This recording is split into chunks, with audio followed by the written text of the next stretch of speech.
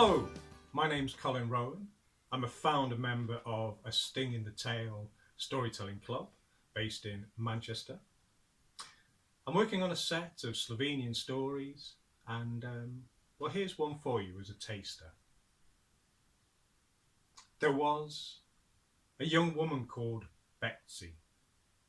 She was the daughter of a widow, and all they had of value between them was an old rundown cottage and some goats. Betsy's job every day was to take the goats to the birch wood for them to pasture there while she did work. And every morning her mother would give her a basket, and in the basket was a loaf of bread and an empty spindle. Now, she didn't have any fancy thing to wrap the flax threads around, and so what she did was she wrapped them around her head. And with the basket and flax on her head, she set off with the goats to the wood. When she got there, the goats would go off and find pasture, and Betsy would sit under a large oak tree with her back to the trunk. And she would take the flax from her head and she would spin it until that spindle danced just above the ground. And she spent all morning spinning, and then when she looked up and the sun was indicating that it was almost noon, she would give morsels of bread to the goats to keep them close. And then she would go and hunt for fruits of the forest. At this particular time of the year, there were wild strawberries to be found. And she would sit and she would eat. And when she'd finished her lunch, then she would stand and she would sing and she would dance. Mostly for the joy of doing it, but also to entertain the goats. In the afternoon, back underneath the tree, more spinning until all the flax was gone, and then leading the goats home, singing all the way. One day, very much like all of the others, a fresh basket, fresh loaf, an empty spinner, and she went off with the goats to the birch wood. All morning spinning, gathering wild strawberries for lunch, and when she'd finished, she was just about to sing and dance when a beautiful maiden appeared as if from nowhere. And she was beautiful. She had on a white dress. It was so sheer. It was like gossamer. And she had long, beautiful golden hair which came down to her waist. And on her head, she wore a crown of woven wild flowers. And Betsy was terrified. But the beautiful maiden said, "Betsy, will you dance with me? Do you like to dance?" And all of the fear from Betsy disappeared. And she smiled back and she said, "Yes, I love to dance. If it was up to me, I would dance from dawn till dusk every day." And so the beautiful maiden said, "We shall dance." And she took the hem of her skirt, she lifted it, she tucked it into her waistband. Her legs were free to dance. She put her arm around the waist of Betsy and they began to dance. They swayed, they shimmied, they span, all the while Betsy trying to keep up. And they danced so lightly that not a blade of grass below them was bent. And they danced all afternoon until the sun was just beginning to set. And the beautiful maiden released Betsy. And the first thing she realized was, though so much dancing, her feet were not bruised, she had no aches. The second thing she remembered was what was on her head. And she reached up and there was the flax. And she turned to say something to the beautiful maid, but the maid was gone. She just disappeared as though she'd been swallowed by the ground. And Betsy thought, "I will be in trouble with my mother. She will be expecting all of the flax to have been spun." And so, deep in thought, she took the goats back to the cottage. When she got there, she put the half-filled spindle in the usual place. And her mother said, "You weren't singing when you brought the goats back. Is there something wrong?" And she thought about telling her mother about the beautiful maiden. But she thought, I need to find out a bit more first. And so she just said, my throat is sore. I must have sung too much in the morning. And her mother took the goats to be milked. Well, the next day started exactly the same way. The basket, fresh loaf of bread, an empty spinner. And she set off to the birch wood, all the time thinking, I will not dance today. Today I will finish what I should have finished yesterday and today's work as well. Things progressed as they normally did. She span all of the morning. She picked wild berries for lunch. She fed the goats scraps of bread to keep them close. And when she'd finished her meal, she went to sit straight back down under the tree to get on with the work. But before she could even move towards it, the beautiful maiden appeared again. And she said, "Will you dance with me, Betsy?" And Betsy took a step back and she said, "No. Yesterday I only did half of my work. Today I must finish that half and today's work as well. I have no time for dancing today." And the beautiful maiden said, "Well, if you dance with me, I will spin that flax for you." And as she was saying this, she reached down, she picked up the hem of her dress, she tucked it into her waist and freed her legs. She put her arm around the waist of Betsy and they began to dance. And they swayed and they twirled and they shimmied, and Betsy now could follow every move that the beautiful maiden made. And they danced all afternoon, so lightly that no grass was damaged. And when the sun was about to set, the beautiful maiden released Betsy's waist. She stood back and she felt such joy, no pains, but she reached to her head and there was the flax. And the beautiful maiden said, "Don't worry, I made you a promise, I will keep it, give me the flax."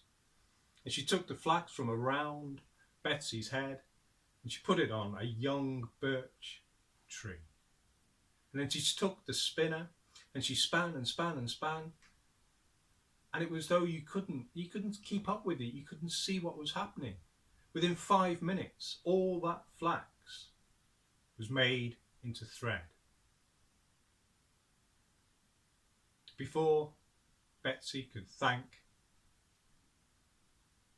she was gone. She disappeared as though a hole in the ground had swallowed her up. And Betsy, with joy in her heart, took the goats back to the cottage, singing to them all the way. When she got back, her mother was waiting for her and she said, "Betsy, what happened yesterday? When I went to undo the thread from the spinner, there was only half there. What did you do yesterday? What distracted you so that you couldn't do the job?" And Betsy, she thought about telling her mother the whole story, but again she thought, no, I need to find out more. I need to find out who this woman is who dances with me. And so she said, "I'm sorry, Mother. I danced too long. But I've made it up. You see tomorrow. You see what I have done." And her mother just nodded, took the goats to be milked. Another day, the same routine, the basket, fresh loaf of bread, an empty spinner, flax woven round the head. Off she went to the birch wood. She sat all morning spinning away. And then, when the sky told her that it was almost noon, She had lunch with wild fruits. She stood and she looked, and sure enough, there, as if appeared by magic, was the beautiful maiden. And the maiden said to her, "Will you dance with me today?" And Betsy said, "Will you make me the same promise? Will you spin the rest of the flax?" And the beautiful maiden said, "I don't think you will ever need to spin flax into thread again. And if you dance with me this afternoon, I will give you a present which is of so much value that you'll never need to bring goats to pasture every day. And if you like, you can spend the rest of your life dancing." And with that, she took the hem of her skirt, she picked it and she put it into her waistband. She put an arm around Betsy's waist and they began to dance. And they were used to each other. And they swayed and they turned and they shimmied and they danced all afternoon until the sun was just about to set. And the beautiful maiden, she released Betsy's waist. Betsy stood back. And again, she took her hand to her head and she felt the flax and she said, will you help?" And the beautiful maiden said, You don't need that thread. And I will give you a present now. Give me your basket." So Betsy gave her the basket. She took it away. She wasn't gone long. She came back and she said, "Do not look into that basket until you arrive home. Do you understand?" And Betsy said, yes, I understand." And being a good girl, Betsy did not look in that basket. Well, not until she was about halfway home. And then curiosity got the best of her. And it was so light, that basket. And she thought, the only thing that could be in here is air. And so she stopped on the path. She opened the lid of the basket. The only thing inside were birch leaves. And so she pulled out a handful and threw it to one side, pulled out another handful, threw it to the other side, hoping that she might find something underneath. But all she could find underneath were more leaves. She was just about to empty out the bag when she thought, I must tell my mother what has happened. And the birch leaves that are left, they must be part of the story that I tell her. And so she carried on home. But as she was approaching the cottage, her mother ran out to meet her and she said, "What happened yesterday? Where did you get that thread? I spent the morning unfurling a skein of thread. I hang it up. I do another skein. I hang that up and nothing's happened. The spindle is still as full. Another, a fourth, hanging up. You can see them now. And not a single thread had been taken. And so I said out loud, what evil is this to make this a magic spindle?" And as soon as those words were out of my mouth, all the threads from the spindle disappeared. "Tell me." And so Betsy told her about the beautiful maiden in the birch wood and how she had magically spun the thread. And her mother said, "Betsy, you have met a wood lady. They come out at noon and sometimes at midnight looking for someone to dance with. And you're lucky that you're a woman and not a young man. If you'd have been a boy, she would have danced you until there wasn't a breath in your body. Or she would have laid you down on the ground and tickled you to death. But it's said that if a wood lady finds a dancing partner who pleases her, then she'll give her a gift." And as soon as her mother said this, Betsy remembered the basket and she thought maybe there was something underneath the leaves after all. She went, she picked it up, but now it was heavy. She took it, she opened the lid, and there instead of leaves were gold pieces. And she gasped and she remembered all those leaves she'd thrown away on the path. And she rushed straight back there, but all there were leaves. But there was enough gold in that basket left to keep them for the rest of their lives. Her mother bought a small estate, and they farmed pigs and cows and sheep as well as goats.